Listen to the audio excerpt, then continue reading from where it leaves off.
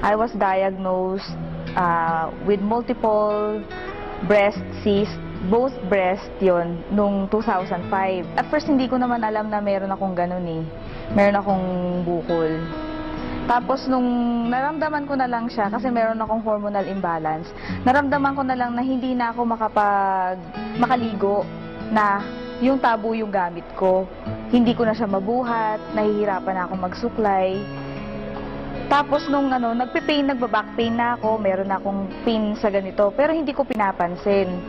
Nung nakalipas na 1 buwan, hindi pa rin nawawala, nahihirapan na ako. Doon ako nagsabi doon sa mother ko kasi umiiyak na ako talaga sa pain.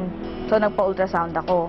Na-find out doon sa first ultrasound ko na maliit lang yung bukol. Pero nagtataka yung mga doktor kung bakit daw nagpe-pain ako, ang liit-liit lang ng bukol.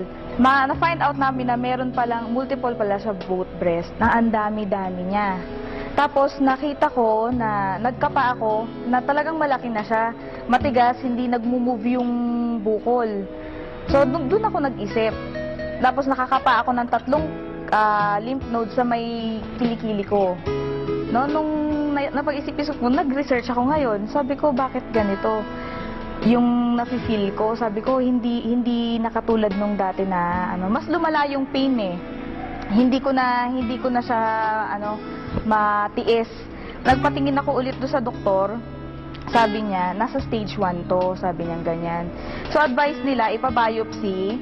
Pa-biopsy ko para malaman nila kung yung talagang bukol na yon, yun lang talaga siya, kung iisa lang talaga siya. Tapos yung mga ibang bukol sa kabila na breast ko, kung malignant na rin. Sabi ko, natatakot ako.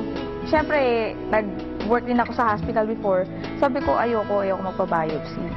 Tapos may pinatingnan na naman ako another doctor. Sabi niya naman nga, stage 1 daw talaga yun. Kasi nakita na nila yung itsura. So, doon ako naniwala. Hindi na ako nagpa-undergo ng biopsy. Binigay na nila ako ng medication. Sabi ko, hindi ko na-feel na yung medication na binigay nila sa akin, nagtitake effect. Nagpunta ako sa herbalist, binigyan niya ako ng mga products ng herbal, tapos yung nag-undergo ako ng 1 year na puro vegetarian diet lang. So, binago ko yung lifestyle ko. Nakaigi naman yun sa akin, pero hindi pa rin lumiliit yung bukol. Nag-isip ako ngayon, sabi ko, ano kayang pwede kong gawin para totally mawala na siya? Kasi ang advice nga sa akin, i-remove eh. Siyempre, dalaga ako. Nakakaano naman yun, wala kang breast, kadalaga mong tao, di ba? Yun, frustrating sa, nakaka-depress, nakaka-frustrate.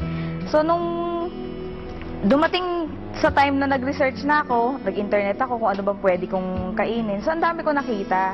Nandun yung mga gulay, mga fruits na ina-advise nga doon sa mga may mga breast cancer na yun ang talagang dapat nakainin.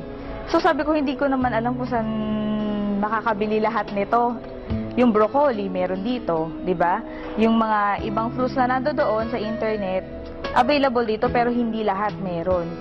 Doon ako nag-isip, sabi ko, paano ko makakain to lahat? At saka mahal-mahal niya.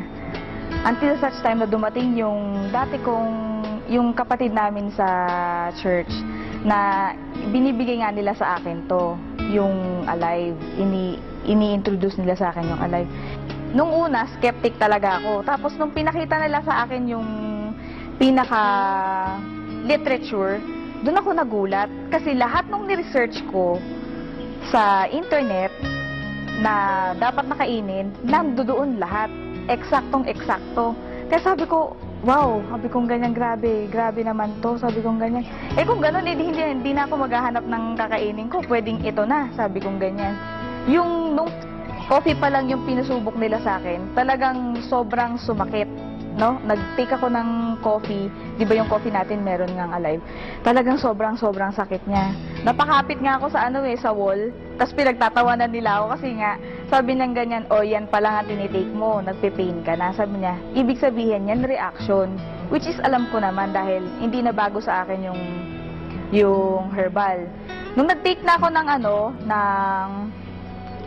capsule, doon ko naramdaman na nakakaginhawa, nakakaigi. Hanggang sa nakapag 1 month ako, na-gradual yung pag-inom ko, hindi naman bigla. Kasi doon sa isang capsule pa lang na-feel ko na na merong may reaction ako naramdaman. Pero hindi ko isininto kasi naniniwala ako na makakatulong talaga sa akin ng malaki. Hanggang sa nag-isang buwan, nagsabi ako doon sa mama ko, sabi ko, maganda ma, sabi kong ganyan kasi nalelesen yung pain, pati yung back pain ko sa likod, nawawala, sabi kong ganyan. Tinuloy-tuloy ko hanggang sa nagpatingin ako, tapos kinapa ko siya ulit. Yung bukol, maliit na lang. For 2 months yun. Kasi nagdag na 9 capsules na ako eh. So, hanggang ngayon, continuous pa rin, tuloy-tuloy yung medication ko. Hindi ko tinitigilan yung Alive. So, ngayon, maliit na lang siya. Maliit na lang. Tuloy-tuloy pa rin yung medication ko para totally ma-dissolve na yung bukol. Malaking malaki po ang naitulong ng Alive. Sobra.